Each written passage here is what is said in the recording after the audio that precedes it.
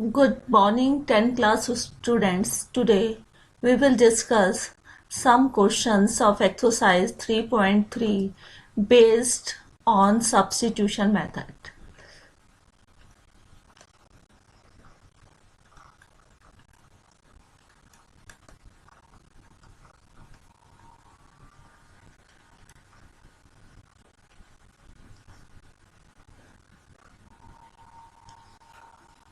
So I am taking the second part of question number first. First equation is s minus t equals to 3 and the second equation is s upon 3 plus t upon 2 equals to 6.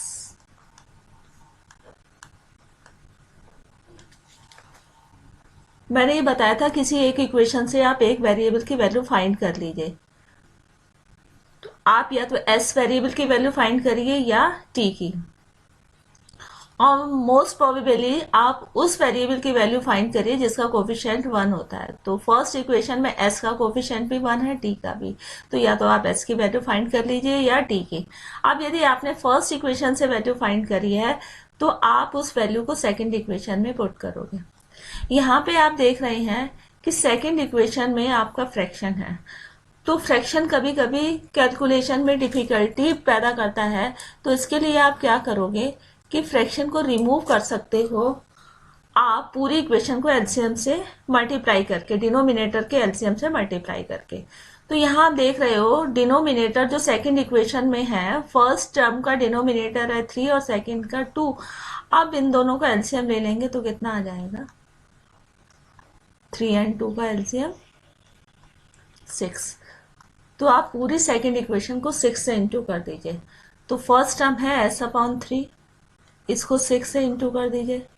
Second equation है second term है t upon 2, इसको 6 से into कर दीजिए। और जो right hand side है इसको 6 से इंटू कर दीजिए। इससे क्या होगा कि फ्रैक्शन आपका रिमूव हो जाता है। अब 3 और 6 को कैंसिल करेंगे 2 और 6 को कैंसिल करेंगे 3, 6 और 6, तो ये हो जाएगा 2s plus 3t equals to 36। तो आपकी सेकंड इक्वेशन नए फॉर्म में आ जाएगी जिसमें कि फ्रैक्शन नहीं होगा। अब आप फर्स्ट इक्वेशन से या तो s की वैल्यू फाइंड करेंगे या t की। So my first equation is s minus T equals to 3। तो मैं इसमें s की वैल्यू फाइंड करती हूँ, t को राइट साइड में शिफ्ट कर दूंगी, तो ये हो जाएगा s is equal to 3 plus T. अब ये जो s की वैल्यू आपने फर्स्ट इक्वेशन से फाइंड करी है, तो अब आप उसको सेकंड इक्वेशन में रखेंगे। सेकंड इक्वेशन की जो नई फॉर्म है 2s plus 3t, 2s plus 3t equals to 36। 2, अब s की वैल्यू ब्रैकेट में रखेंगे, 3 plus t plus 3t equals to 36। अब इस इक्वेशन से s वेरिएबल गायब हो जाएगा, सिर्फ t वेरिएबल ही दिखाई दे रहा है। तो ये 1 वेरिएबल की इक्वेशन है जो कि आपको सॉल्व करनी आती है। तो इसमें सबसे पहले ब्रैकेट ओपन करेंगे, बाहर वाला नंबर दोनों टर्म को इंटू करेगा, तो ये हो जाएगा 2 into 3 6 plus 2t plus 3t equals to 36। 2t 3t combined हो जाएंगे 5t।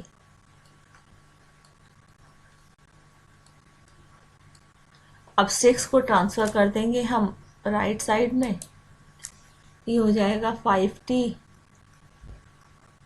इक्वल्स टू 36 माइनस 6, तो 5t इक्वल्स टू 30। इससे t की वैल्यू फाइंड कर देंगे, 5 को शिफ्ट करेंगे राइट साइड में, तो ये डिवाइड में आ जाएगा। तो इस तरह से आपकी t की वैल्यू फाइंड हो जाएगी। उसके बाद आपका बच गया सेकेंड वेरिएबल s की वैल्यू फाइंड करेंगे। s की वैल्यू जो आपने फर्स्ट इक्वेशन से निकाली थी वही ले लेंगे, s is equal to 3 plus T. अब आपने जो t की वैल्यू फाइंड करी है उसमें रख देंगे। तो t की वैल्यू कितनी है 6, तो यहाँ पे रख देंगे आप 3 प्लस टी 6, तो ये कितना आ जाएगा 9। तो ये आ जाएगी s की वैल्यू आपकी 9 और t की वैल्यू 6। इस तरह से आपकी s और t की वैल्यू आ जाएगी। अब आपको इक्वेशन सॉल्व करने से पहले एक चीज और करनी थी, आपको यूनिक सॉल्यूशन की कंडीशन अप्लाई करनी थी। तो आप देख लीजिए यूनिक सॉल्यूशन की condition a1 upon a2। a1 आपका क्या है, ये फर्स्ट इक्वेशन आपकी, फर्स्ट इक्वेशन ये है।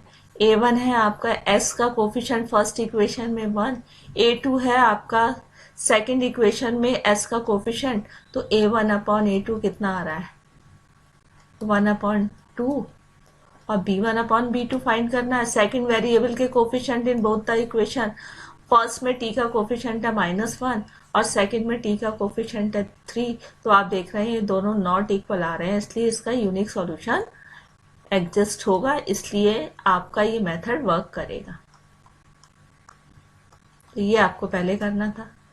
तो आप यूनिक सॉल्यूशन की कंडीशन लगा के आपको देखनी थी क्या आपकी यूनिक सॉल्यूशन की कंडीशन वेरीफाई हो रही है, तभी आपका सब्स्टिट्यूशन मेथड वर्क करेगा। उसके बाद एक क्वेश्चन और देखिए, इसमें क्वेश्चन नंबर सेकंड का थर्ड पार्ट है 3x minus Y equals to 3 and 9x minus 3y equals to 9।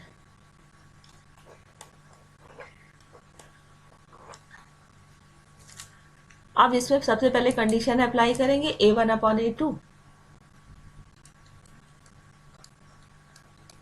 a1 है 3, a2 है 9, तो ये आ जाएगा 1/3।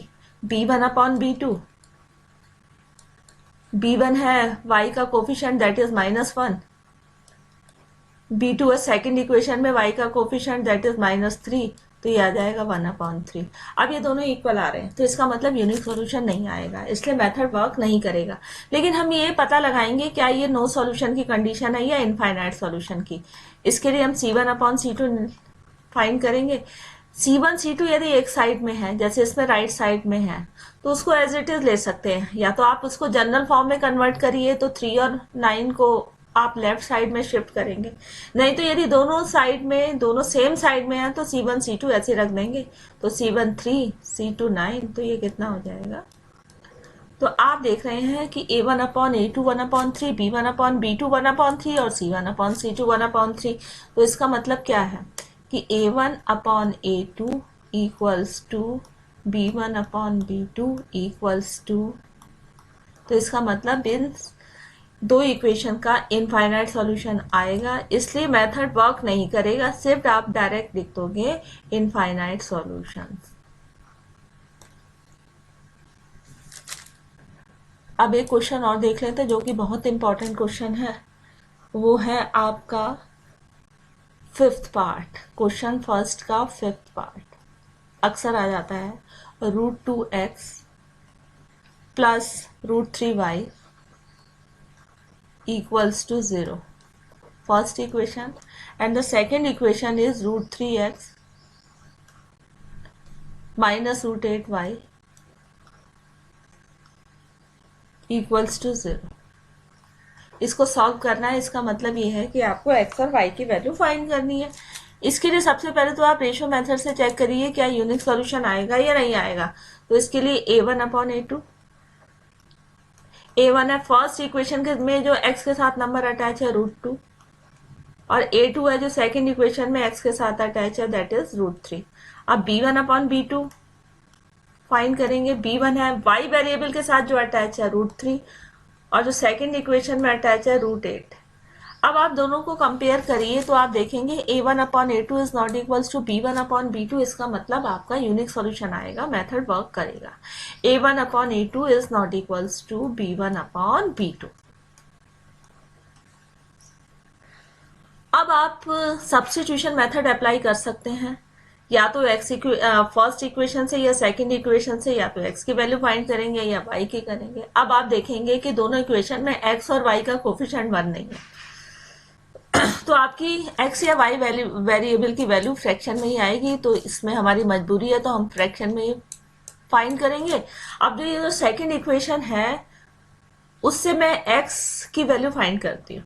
आप फर्स्ट से भी कर सकते हैं। अब x की वैल्यू फाइंड करनी है तो -√8y को आपको राइट साइड में शिफ्ट करना पड़ेगा, तो ये हो जाएगा √3x इक्वल्स टू √8y। अब ये हो जाएगा x इज इक्वल टू √3 को शिफ्ट करेंगे डिवाइड में आएगा। अब ये वैल्यू आपने सेकंड इक्वेशन से फाइंड करी है, तो ये जो x की वैल्यू है हम फर्स्ट इक्वेशन में सब्स्टिट्यूट करेंगे, फर्स्ट इक्वेशन में x की जगह रिप्लेस करेंगे। हमारी फर्स्ट इक्वेशन थी √2x plus √3y equals to 0. Now in place of x you will write its value. √2x का मतलब √2 into x. Now in place of x you will write √8 upon √3y plus √3y equals to 0. अब आप देखेंगे कि इस first equation से आपका x variable vanish हो गया, इसका मतलब ये इक्वेशन 1 वेरिएबल में रिड्यूस हो गई है। अब आप इसको इजीली सॉल्व कर सकते हैं। ये √2 इंटू √8 ये हो जाएगा √16 अपॉन √3y प्लस √3y। अब जिसका फ्रैक्शन में डिनोमिनेटर नहीं है 1 कंसिडर होगा। √16 का मतलब आपको पता ही है 4 है। अब √3 ये हो जाएगा 4 upon √3y plus √3 upon 1 y equals to 0।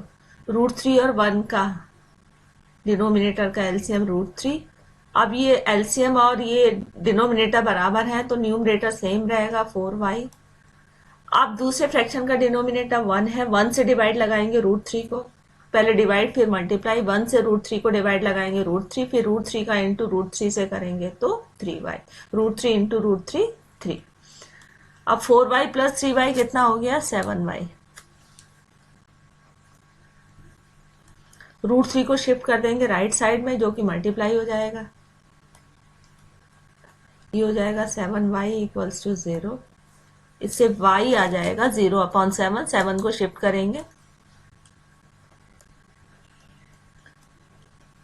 तो y कितना आ जाएगा 0। अब इस तरह से आपके एक वेरिएबल की वैल्यू आ गई है। अब आप सेकंड वेरिएबल की वैल्यू फाइंड करेंगे। सेकंड वेरिएबल की वैल्यू आपने x पहले से निकाला हुआ है सेकंड इक्वेशन से √8 अपॉन √3y, तो यहाँ पे y की वैल्यू आप रख दोगे तो x की वैल्यू आ जाएगी। x आया है आपका √8 अपॉन √3, ये x है आपका √8 अपॉन √3 इंटू y। तो ये जो आपने सेकंड इक्वेशन से x निकाला है √8 अपॉन √3 इंटू y आपने 0 निकालना है तो y को आप 0 रख दोगे, यहाँ पे √3 है।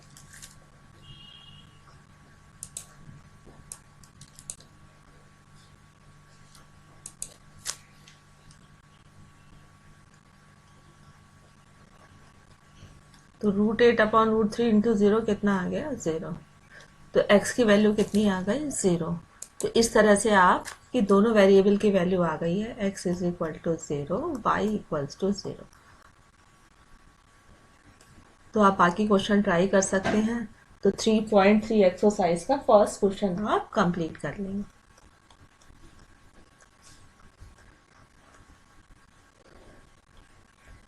तो दैट्स ऑल फॉर टुडे। आज सब्स्टिट्यूशन मेथड के आप क्वेश्चन करोगे, बहुत प्रैक्टिस करनी पड़ेगी तब जाके आपके ये क्वेश्चन सॉल्व होंगे। Thank you, that's all.